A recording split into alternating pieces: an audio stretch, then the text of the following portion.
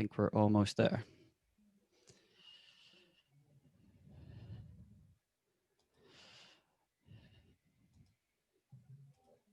Yep. Hey everyone, and welcome to the Curious Ulsterman podcast. I am your host, Johnny Bell.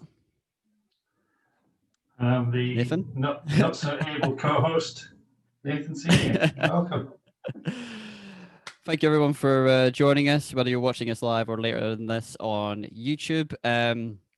This is the talk show host part of the podcast. We're a little bit more relaxed, but we're still going to discuss how to better adult and enjoy a nice beverage at the same time.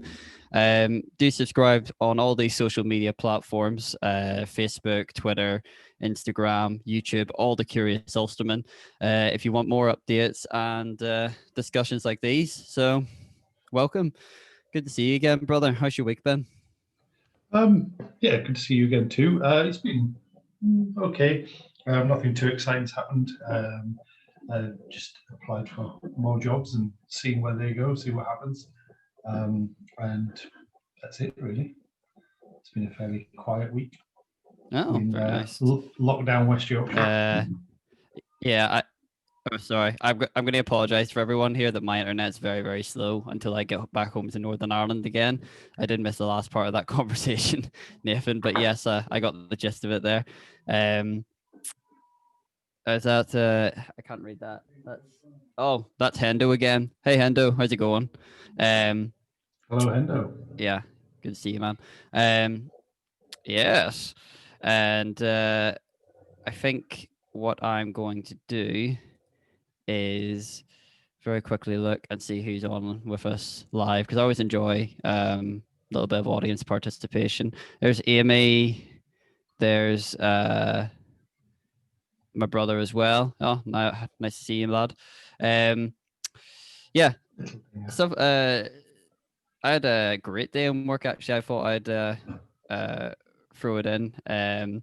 So I'm quite fortunate that in my workplace I know everyone quite well. We've known each other for about 10 years between all of us, and it was just one of them nice days, to be honest. And this is going to sound weird. It was nice in the fact that it was a roast and everybody got roasted, but it was nice in that we've known each other that long that we can give each other so much stick that it's funny.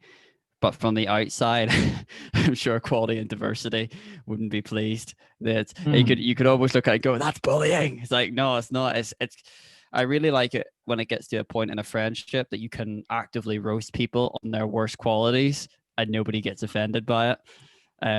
I mean, like there's like within our workplace, there's Joe, old Joe, there's Hendo, and yeah, I mean, each of us have got our own little, quirks and things, and I think that's one thing I'm definitely going to miss. Probably when I leave this job in the new year is the banter, so to speak. Like I always enjoy meeting new people, but when you've known people for so long and you've just got such a good rapport with people, you do miss that unique banter, if you know what I mean. Absolutely, yeah, exactly. So I should probably open my beer now, actually.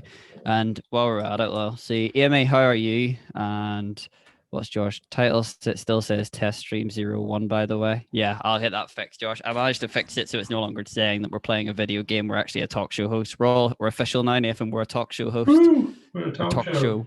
We're a talk show. Yes. Yeah. Oh, I was disappointed. Talk show and a podcast, mate. We're moving up in the world.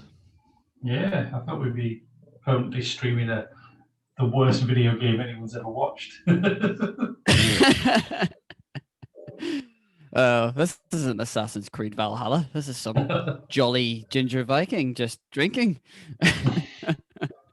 This is actually what Valhalla looks like. Subject of work colleague. Yeah. Oh, here I could get used to this type of Valhalla chatting shit, drinking. Oh yeah, that's probably I've been to do that as part of my introduction. If you are like joining live, the talk show may contain swear words occasionally, so cover the little one's ears if they're in earshot.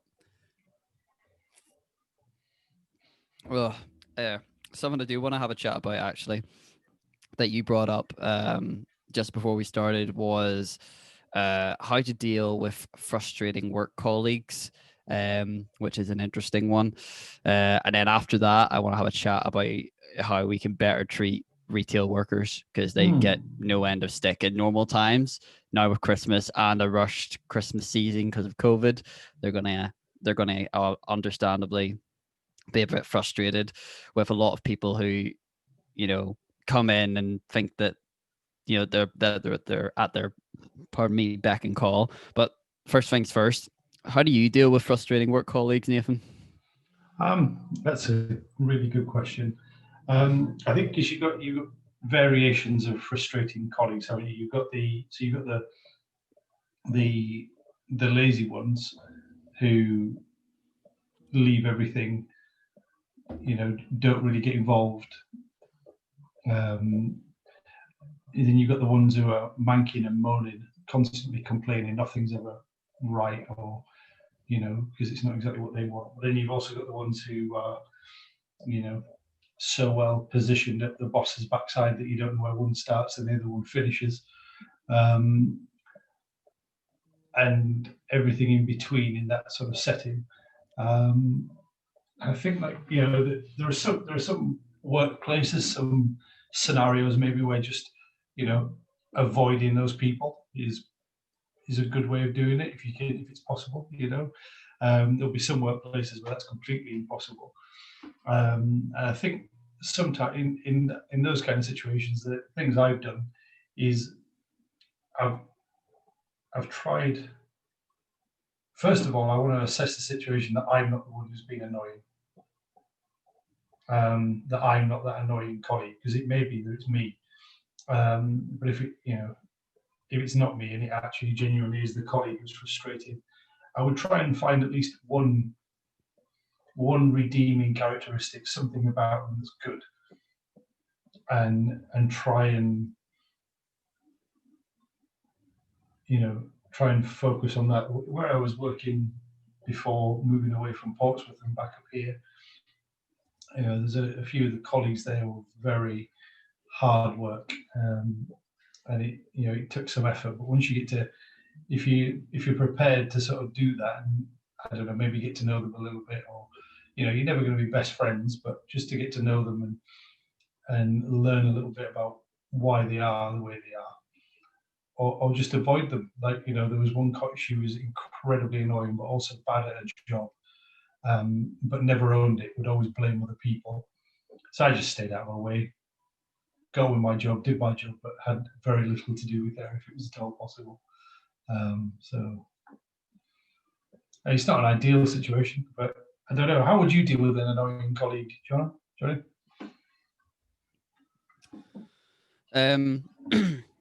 I, through experience, personally try to go through the diplomatic approach first.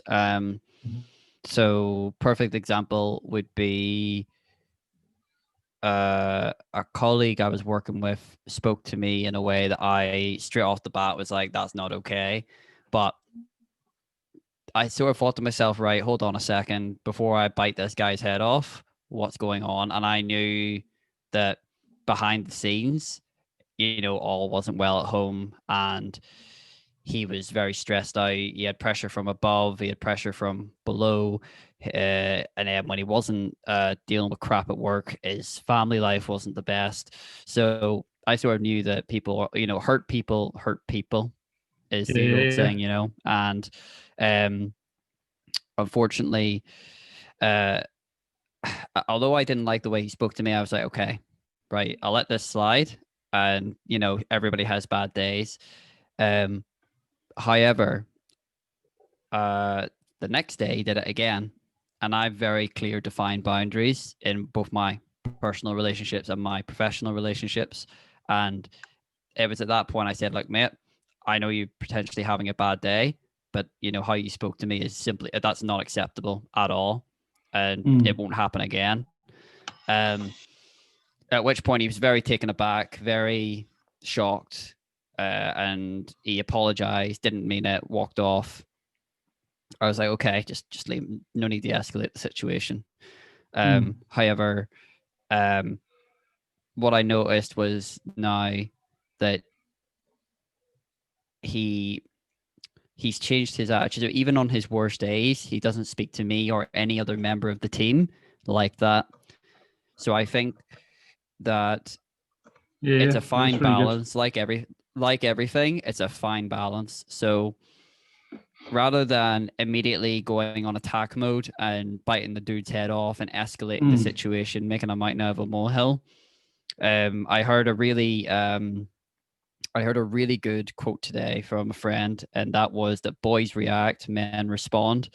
Because when you react to something, it's very like it's very immature. Like there's the immediate emotional reaction, it's bah, bah, bah, bah, you know. Whereas if you can respond in a grown-up, mature way and go, okay, that was not acceptable, but what's the bigger picture here? Then suddenly we have regained, control of the situation. You're in control of your emotions. You're not going to say something in the heat of the moment that you are going to regret later, or take action in the heat of the moment that you're going to regret later. However, at the same time, don't be a pushover. Like I let it slide once because I knew his personal circumstances, but at the same time, we all have terrible days. Doesn't give you the right to give grief to other people. So that's just my personal approach to it, is to be diplomatic, but have very clear, uncompromising boundaries at the same time. And that's for both personal and professional. So that's how I deal with that sort of thing. Interesting question for you. When was the last time you had an experience with a Karen, being either observing or being on the receiving end of a Karen? I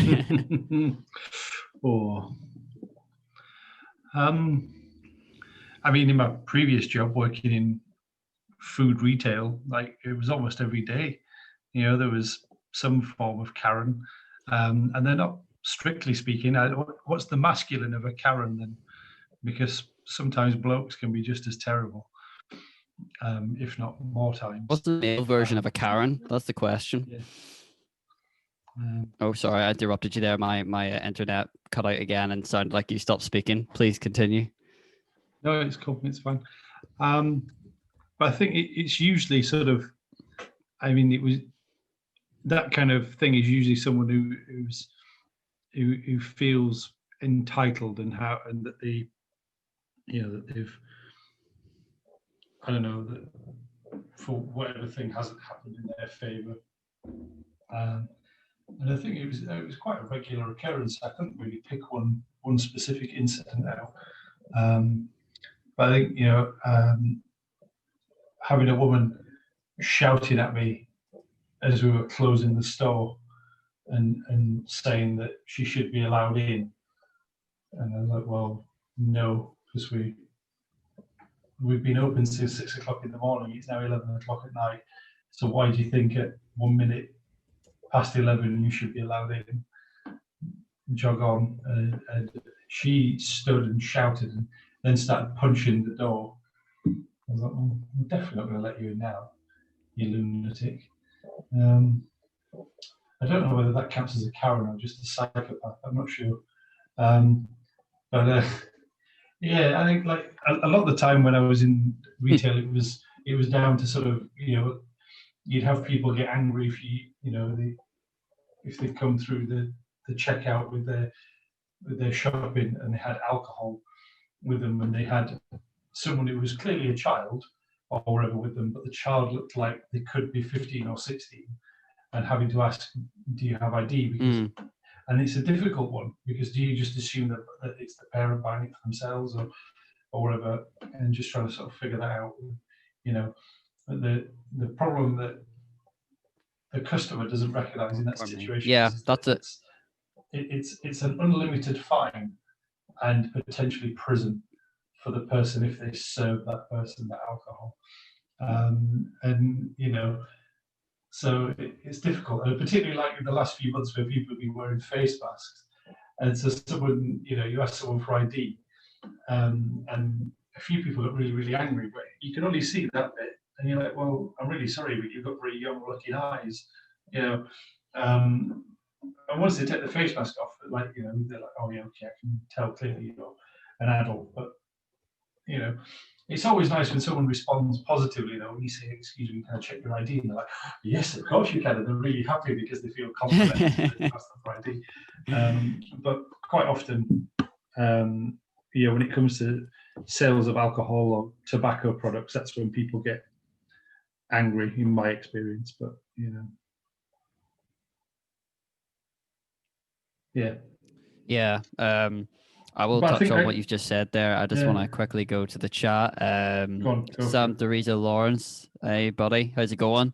Josh, in reply to my question of what is a female or what is a male Karen, he says it's definitely a Chad. And Chad. he's got some good yeah. He's also said yeah, he definitely needs that, what we've just discussed, how to deal with frustrating work colleagues at times. And there's Amy. So Amy, have you had any experience with frustrating colleagues? Sorry, go on. No, it's all right. So the friend I was chatting to about frustrating colleagues at work, the frustrating colleague he was working with is a guy called Neil. And it suddenly dawned on me that over my working life, almost every frustrating male colleague I've worked with first name has been Neil. So I wonder if the work-based version of a Karen is a Neil. You know, so Chad for the customer side of it, absolutely, but Neil for the work-based. If anyone listed as a Neil, I apologise, unless of course you are a Neil, in which case, no, I don't apologise. Yeah, but you do touch on something I want to discuss, and that is how do we how am I going to say this? How do we make it normal to treat retail workers with a little bit of dignity and respect? I know that should be the standard, but unfortunately it's not. So I mean, like, especially at Christmas time when we're not dealing with a pandemic. Do you know, retailers get so much grief, but with, like, I know in Northern Ireland with our particular lockdown restrictions, it's been, I think people only had like 5 weeks of shopping to do to try, or 5 weeks of time to really squeeze in their shopping. So now people are already like a little bit more stressed out than usual. And it's thankfully I've never actually seen it like a full-blown like going mad at, you know, a member of staff. I've seen or I've read the horror stories on Reddit, but I've never thankfully seen it firsthand. I think the people of Northern Ireland for the most part are very nice, very understanding. There's always bad eggs, but thankfully, you know, it's so rare that, you know, I certainly haven't seen it, and I don't know if anyone in the comments or chat can chime in on that. Amy said yes, smile, and customers, yeah, Amy. It's I don't I don't know. And the same way, I actually think there should be like an ad, like in the same way they say don't drink and drive at Christmas, or, you know, do this and do that. There should be like a dedicated ad that comes on at Christmas time for saying, you know, respect retail workers, respect your baristas, respect your, you know, it should be. It's not pleasant that you have to. Campaign. Yeah, it's not. And you should call. Yeah, You should just agreed. Don't yeah, be a dick especially campaign. like if you're like 17 or 18 and it's your first job, and, you know, you're probably not being paid very well to deal with an endless like line of Karens and Chads. Yeah. And, you know, even if you were being well paid, it does take a toll on your physical and emotional health having to deal with, you know, negatively toxic people. Yeah. So again, yeah, I mean, like, yeah, Sam Lawrence, don't be a dick. Yeah, I agree, Sam, don't be a dick. But I don't know if that'll go down well telling that to a customer's face. If it's your last day in work, by all means. But yeah, probably not your first day. What's your take on it, Nathan? It's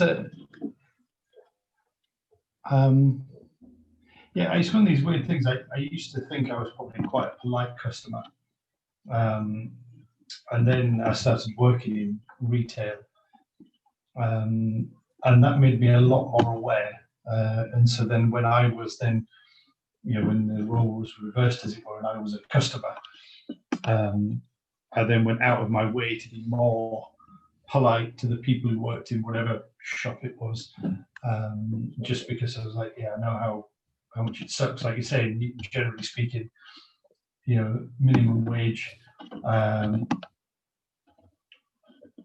just having to deal with an endless amount of people who are grim. And so I think, like, when we're looking at those things, I think I get sometimes it's frustrating. You're looking for something and you can't find it, or it's not exactly what you wanted, or whatever. Or maybe even something is price marked incorrectly, or whatever. The person you're speaking to, it's not their fault. No one wakes up on a morning who works in retail and heads into work thinking, how can I mug someone off today? And quite often when a mistake has been made by another colleague or whatever, it's really frustrating, and it can put you back in terms of what you're trying to do, because you've got to go and correct their mistake, and that kind of thing. So I think it's just having that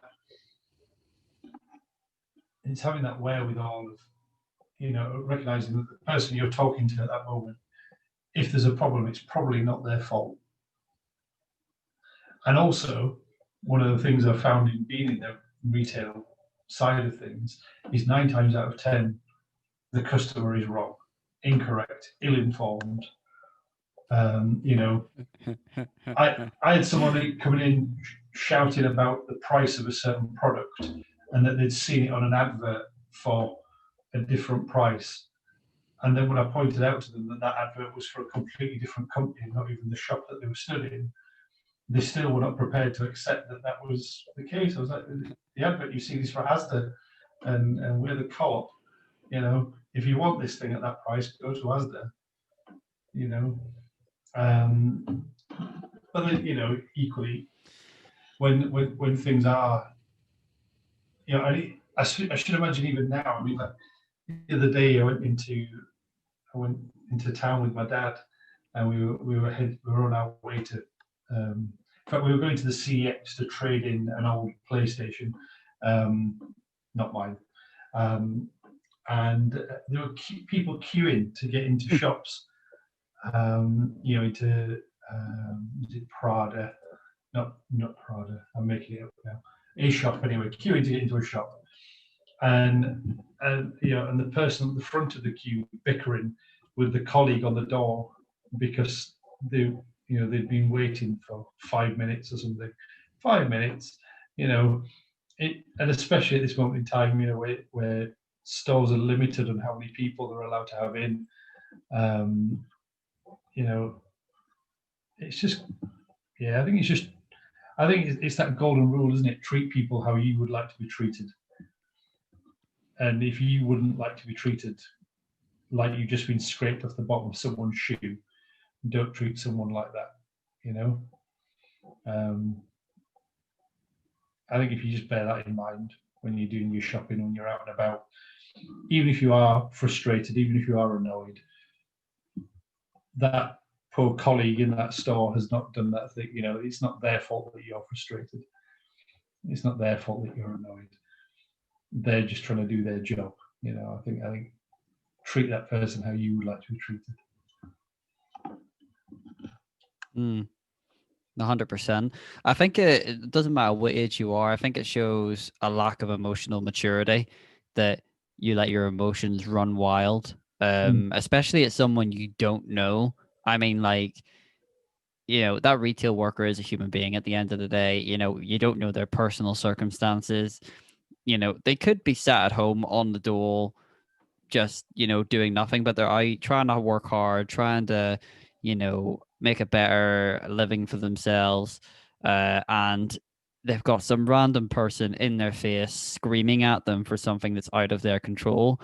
It's a distinct lack of emotional maturity and logic as well. I mean, like everything we're saying, it almost sounds common sense. Like if you go to, some random 17, 18-year old in the shop floor and start complaining to them, and they've just come on shift, they've no idea, what you're on about, and you expect them to like sort it out at a moment's notice. It's like the problem I think is as well that we live in a society where everything is instant. You go onto your phone and you have the entire knowledge of the human race available in your hand.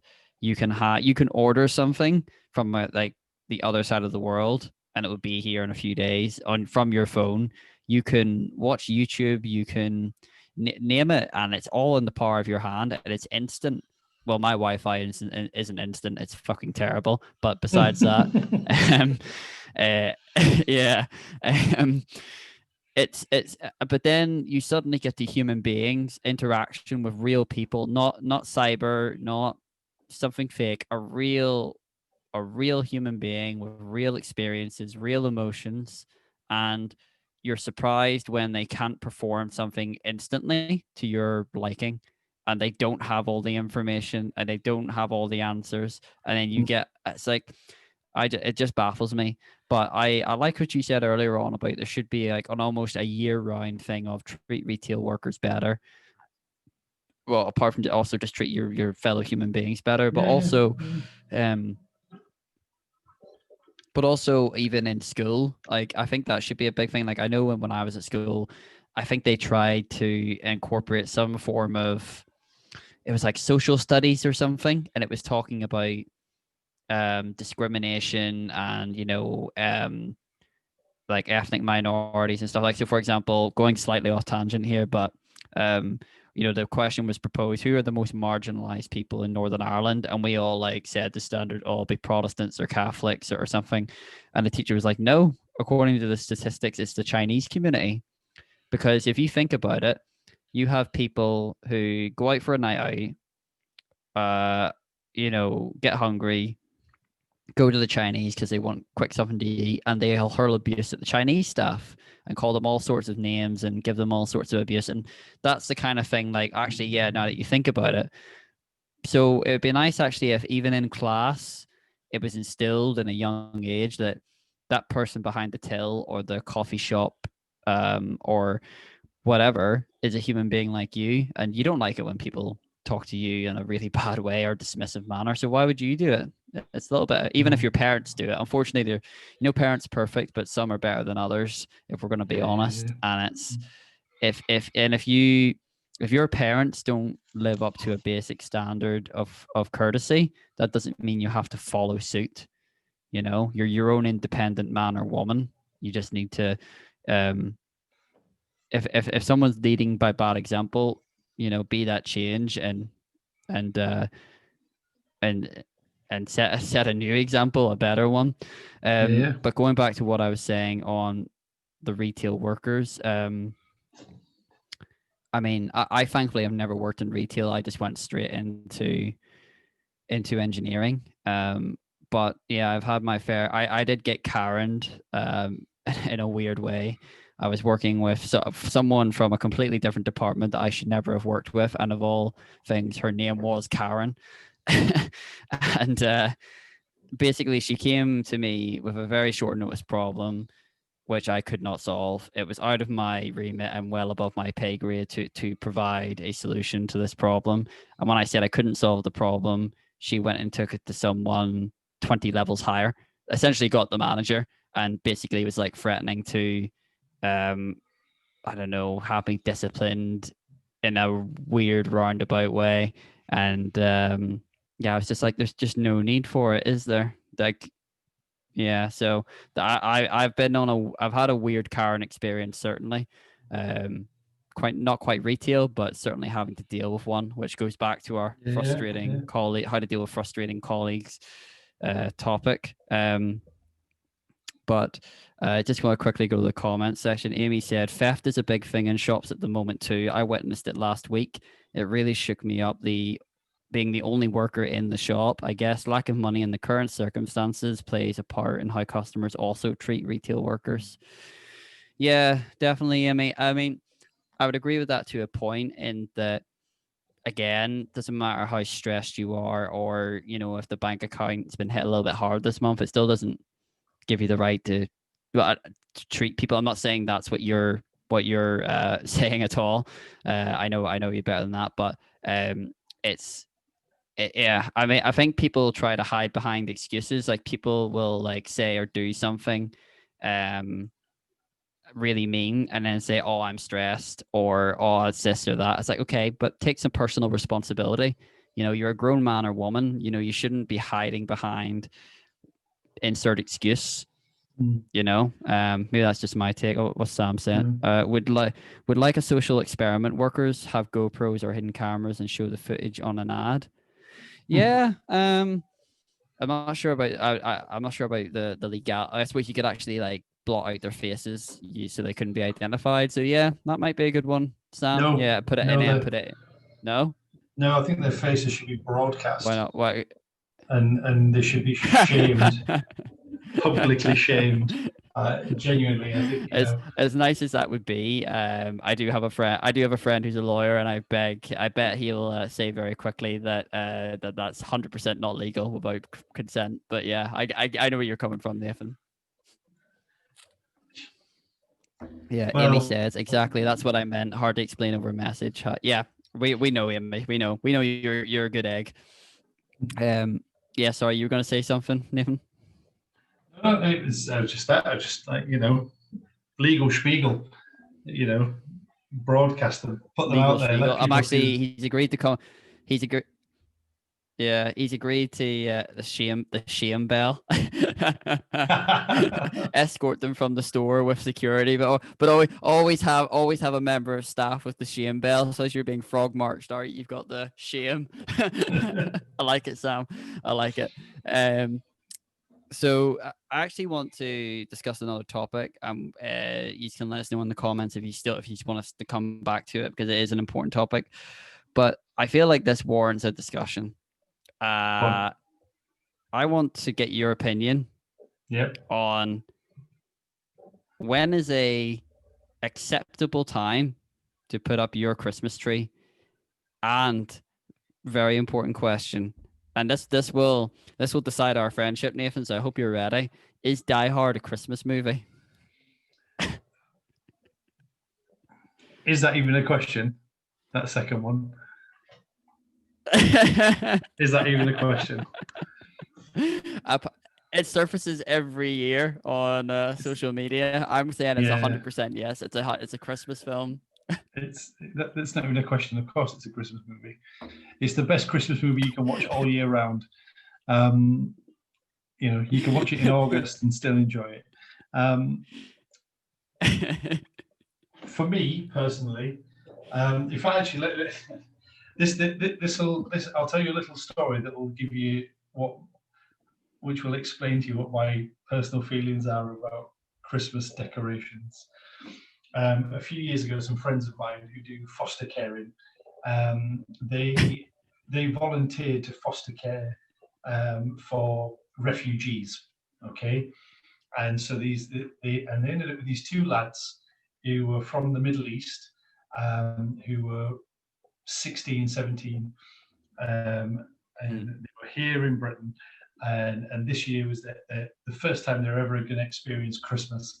And so the people who were fostering them, not that they wouldn't do normally, but kind of went a little bit bonkers, and had the Christmas decorations up and everything. We're all around the house. But the husband of this couple brought the two lads to where I was living, because one of my housemates had a Xbox, and these boys wanted to spend the afternoon playing on the Xbox, which was cool. So they came around to hang out with us for a bit, and they walked into the house, and we had no Christmas decorations up at all, except for two baubles that were hanging off the antlers of my mounted stag's head that was on the wall.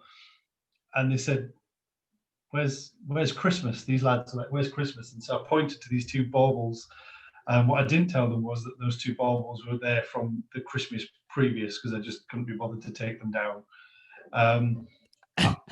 For me, an acceptable time to put up a Christmas tree is at 23:59 on Christmas Eve. If you really want to put one up, you know. So, what about you? Yeah, When do you? I would October? say for me, no, absolutely not. I am one of these people who detest anything before, say, the second Humbug. week of Christmas. I mean, like, if you're gonna go, yeah, humbug. I'm like, in October, I hear fucking Mariah Carey, and I'm like, no. Yeah. So no, for in my own house, as a family growing up, I think we typically had the trees up at some time in the first week of December. If it was me personally, I would have it up probably the second week, maybe. And I'd probably leave it up until maybe after New Year's Day. Maybe take it down 2nd of January. So I mean, it's still up for a reasonable amount of time, but each to their own. But for me, I kind of like. I absolutely love Christmas. I absolutely love it. So when people sort of are celebrating it 4 months in advance, I'm kind of like, I mean, I love the Christmas songs. I love the spirit of Christmas. I love the gift giving. I love the fact that you're all getting together as a family. I really like Christmas. But as with all things, there's a balance. You can't, we don't celebrate Halloween in March. There's a reason we don't do that. We don't start advertising scary suits for the children and deals on candy and sweets in March in preparation for Halloween.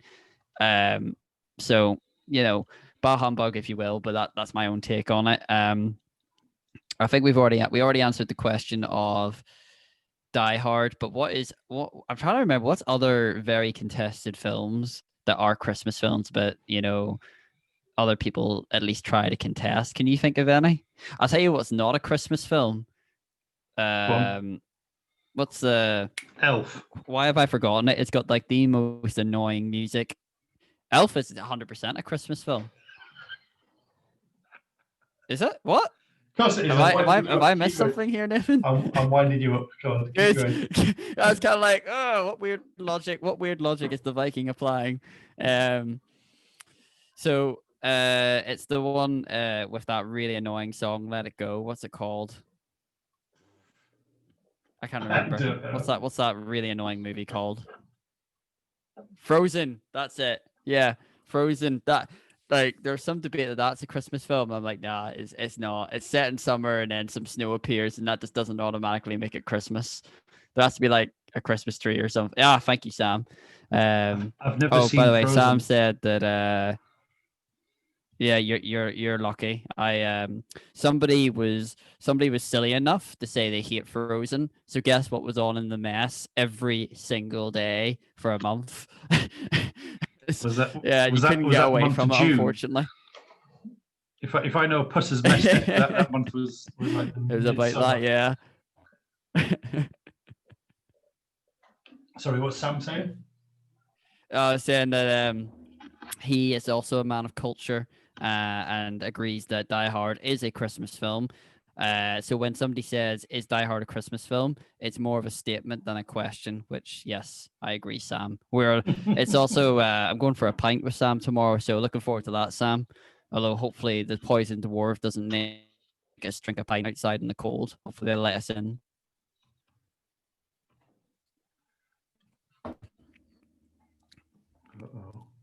I'll tell you, another thing I put on the Facebook group was that a work colleague wanted me to do a Christmas special, and I was sat there like, what can I do for a Christmas special? So I'm all for all ideas, Nathan, if you've got any.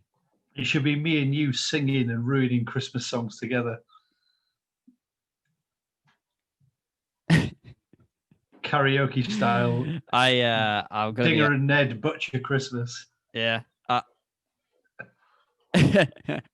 gonna be honest with you, brother. I can't sing, but if you're singing, I'm singing. Me either. It sounds like something you to death in the face. Yeah. I was on the group there just before we came on, and my friend Aaron Kerr as well. Another good lad. He suggested that we play a drinking game where you have to remember the lyrics to Christmas songs, and if you get it wrong, you have to drink, which I thought was a phenomenally good idea. So that's certainly something we can do between the karaoke and that. What else? Any ideas from the comment section?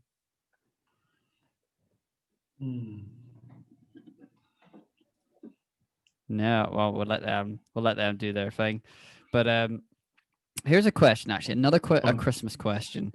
Is it time, controversial question, to remove turkey as the official bird of Christmas and go for something else in its place? Because it's quite a bland meat, if we're honest. So, like you can put 100 different spices and ingredients in it, but it's a bit bland, isn't it? I think it's just tradition at this point. Just to have. I don't know. Here at Senior Towers, we have we have had in the past a roast, a suckling pig, which is quite amazing. Oof! So a whole little pig. Oh, I remember seeing the Facebook pictures on that. Yeah, that looked good. A beef rib roast. Amongst other things, we don't always have turkey. I think mix it up. I think we had goose one year, which is quite nice. Pardon me, the beer is quite fizzy. I've heard goose is nice. Yeah. And the day after, with the leftover goose, I made a goose curry, and felt very decadent, which was quite amazing. Yeah, so curried goose. That is very posh. Tell me about it. What does goose taste like? Is it quite gamey, or is it like, what does it taste like? Chicken.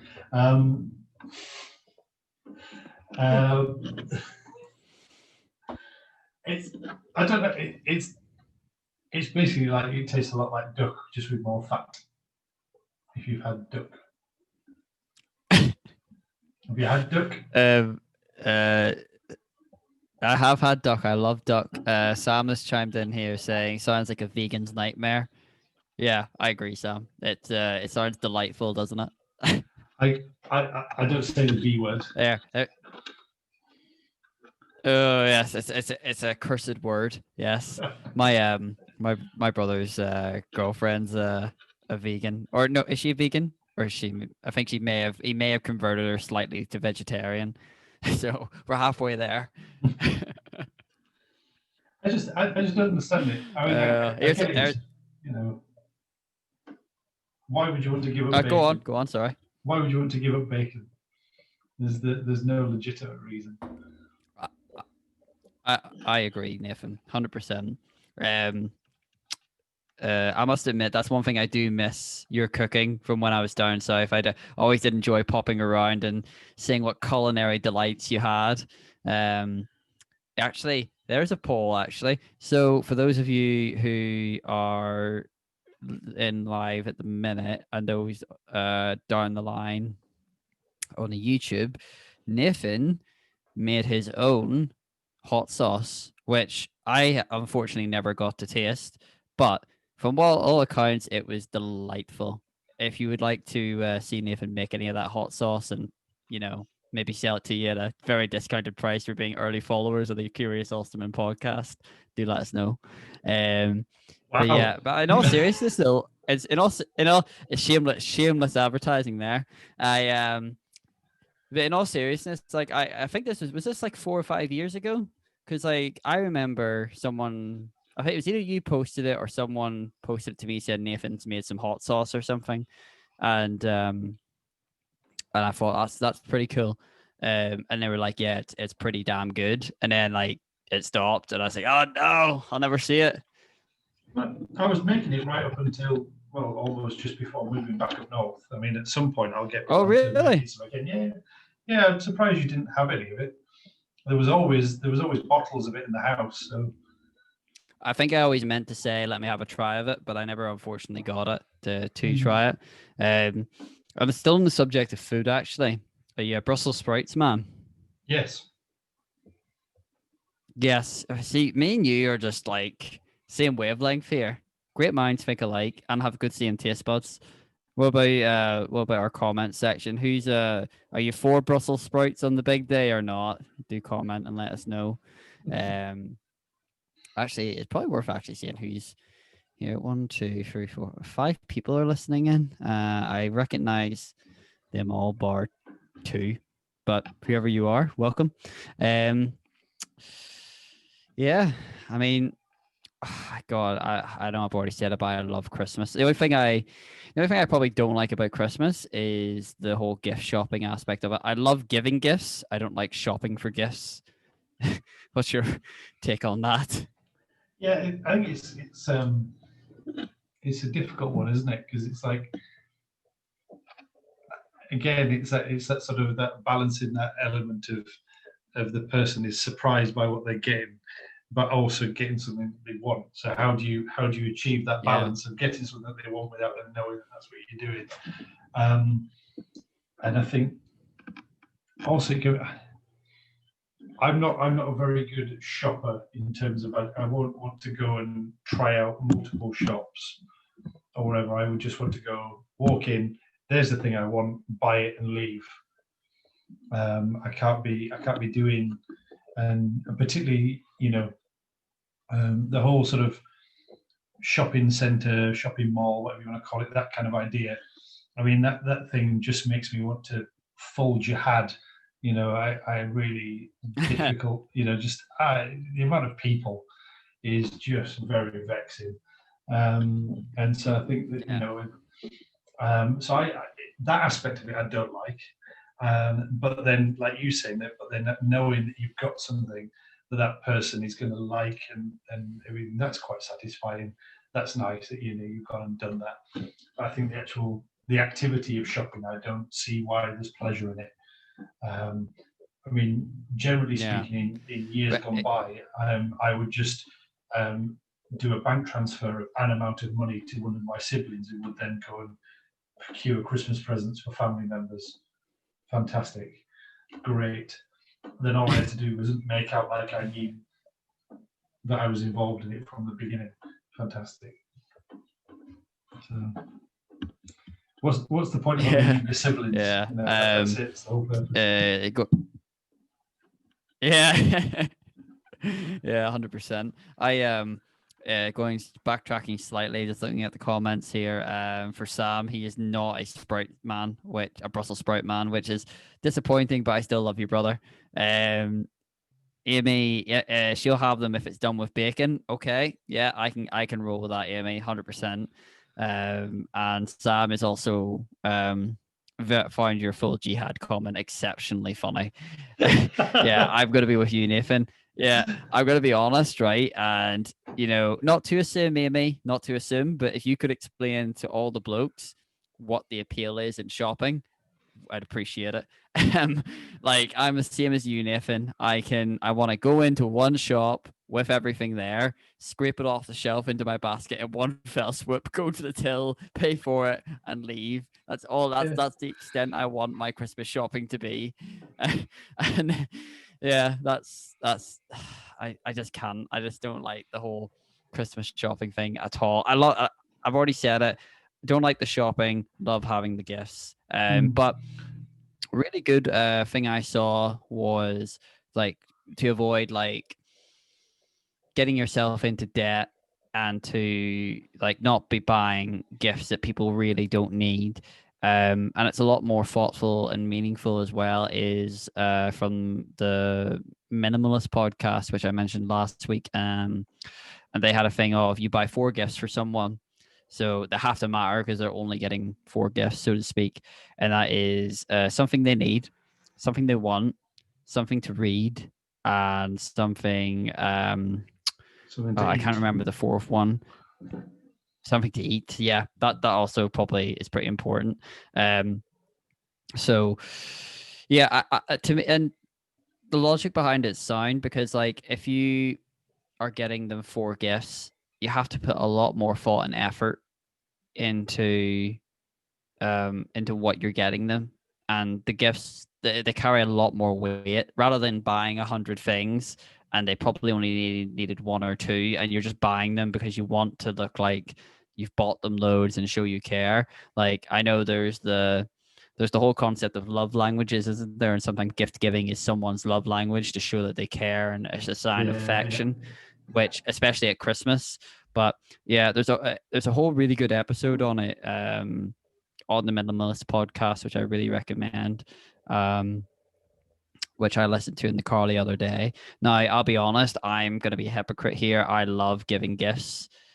Sometimes it drives my brothers mad. So like, we'll agree to a budget and I'll always go over the budget because I'll say, yeah, but this will be good and this will be good. And I suppose that's a nice problem to have. We're not stingy. Like, we'll gift. But yeah, it's something. I think it's something you can definitely get carried away with, but to mine, again, I don't know any like really. I don't want to say this is going to sound weird. Not bad gift givers, but people who give in excess for the sake of gift giving, if you know what I mean. What's your take on it? Yeah, I think it's. I don't think there's anything wrong within reason with having like a generous spirit, like what you're talking about. That sure, set a spending limit, but if you go over it, it's because you love that person, and so you're gonna, that's not a problem. Yeah, and I think having that generous spirit there is fine, is good. And I think again, it's more often than not, you're not giving to a stranger, are you? In that kind of concept, No, you're giving to someone who you know, and so they're going to like what you've got them. I think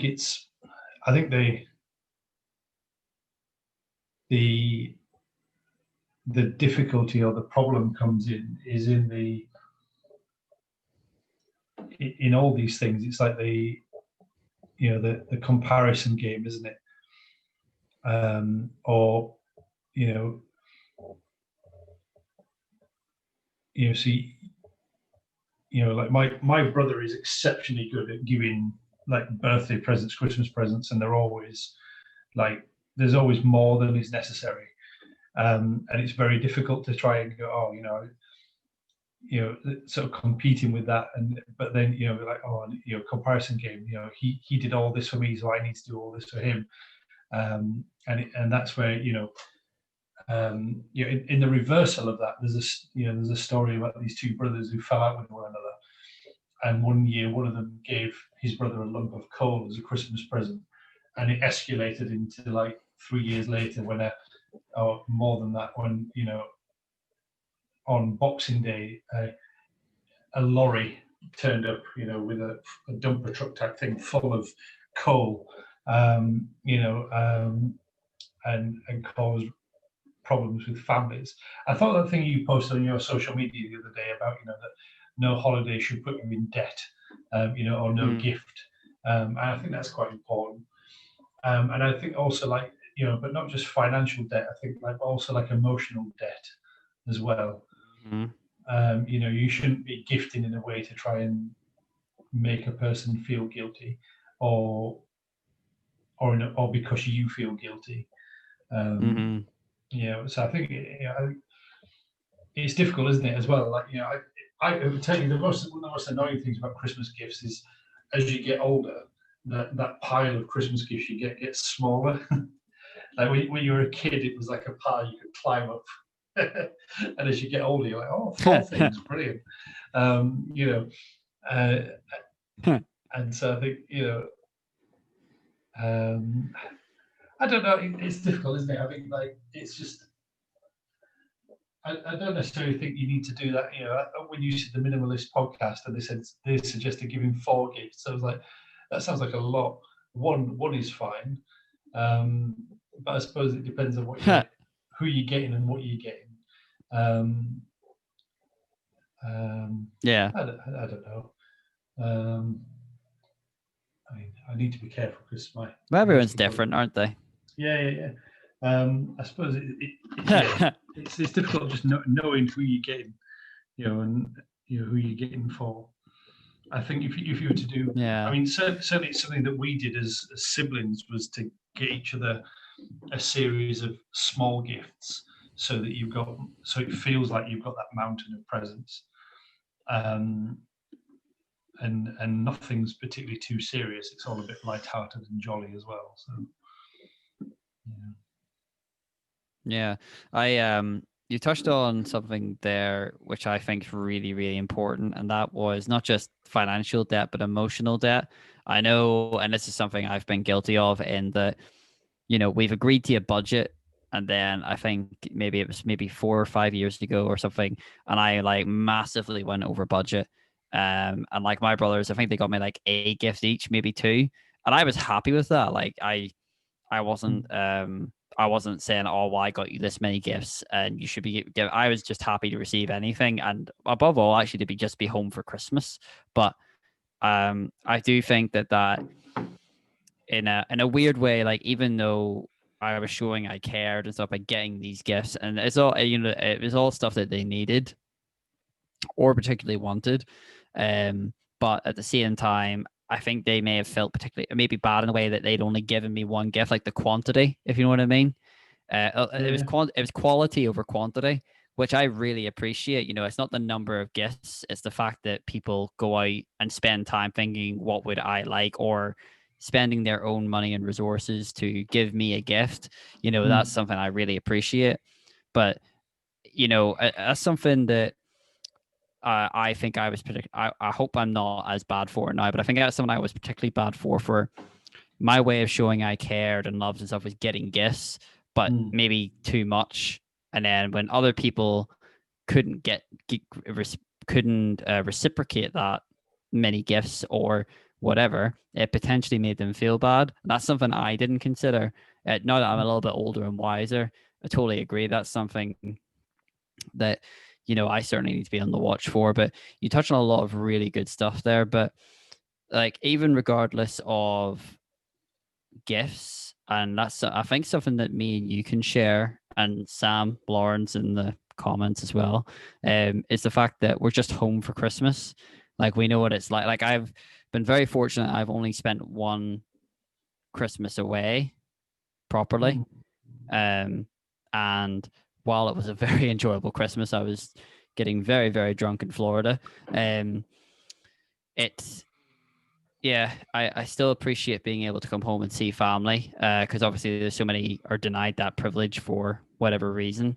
But yeah, it is the little things. I think that's something that I'm not gonna like put like a pure negative thing on it, but I think that with this year being this year, I think a lot more people are just going to appreciate being here and being able to celebrate with the family. And the gifts won't matter as much this year. It's just the fact that your family's here, they're alive and healthy, and we're all here just to enjoy each other's company, and the gifts are the icing on the cake.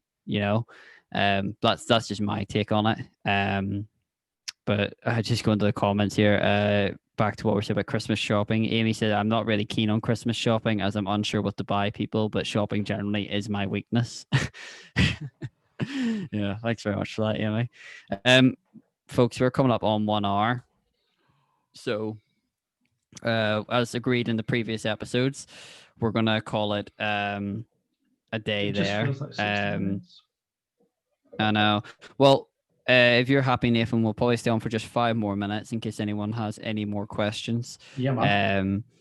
Yeah. Well, for those of you who potentially haven't seen the Facebook post, what do you want to see for a Christmas special? Whether that be an episode, a live stream, or whatever. I've had some good suggestions so far, but I'm all ears for any more you want. Definitely, obviously, I'll have to get you on, Nathan. Saying that, yeah, we'll get you on, but I'm trying to think of when I can even squeeze this in. I've got to record I've got to record like a quarter of a year's worth of episodes in like 2 weeks. Like my Wow. calendar is like filling up something shocking. Yeah. the intention is to always be 4 months ahead of schedule, but obviously like people have lives and things change and people will say, actually, I need to do this interview either in the next week or it's going to be months down the line.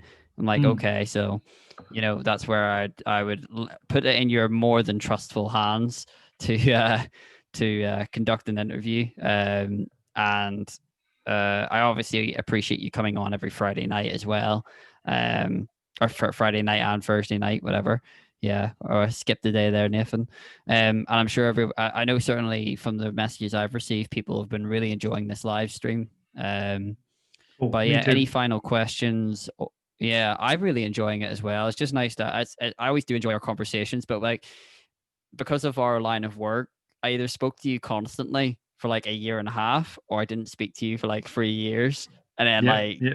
reconnected again. And I was like, yeah, we'll talk every day for like 2 years, and then another like 2 years of like wishing each other happy birthday on Facebook or something. Unfortunately, in our line of work. Um, but yeah, let's have a look, see if I've got anything here. Nothing at the minute.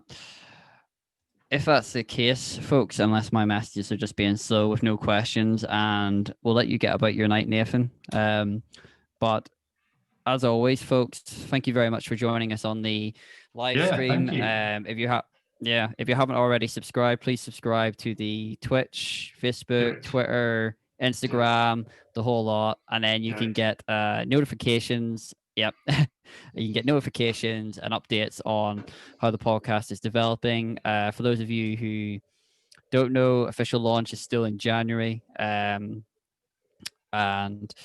all is on track. As I said before, the first quarter of the year's interviews are planned in and ready to go. The second quarter, I've got 50% done.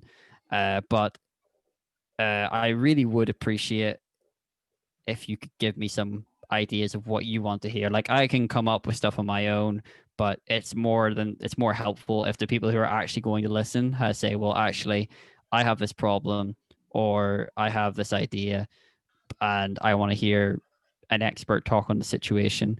Then that I'd be more than happy to source them for you and we can get them on. Cool. You'll be glad to know that, come the official launch, there'll be anywhere between 5 and 7 episodes I still need to decide being released at once so you can binge. And then after that, it'll be a weekly release. The live streams are going to be a permanent feature because they've been very popular. And that's it for how the podcast is going now.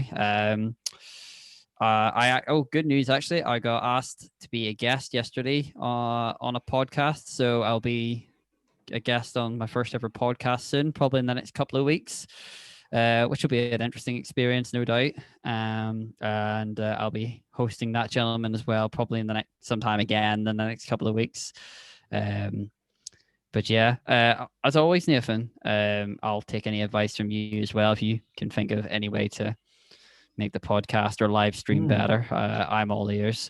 Right, folks, from me, the Curious Ulsterman, and Nathan the Jolly Viking, we really appreciate you coming on and joining us live or watching on YouTube later down the line.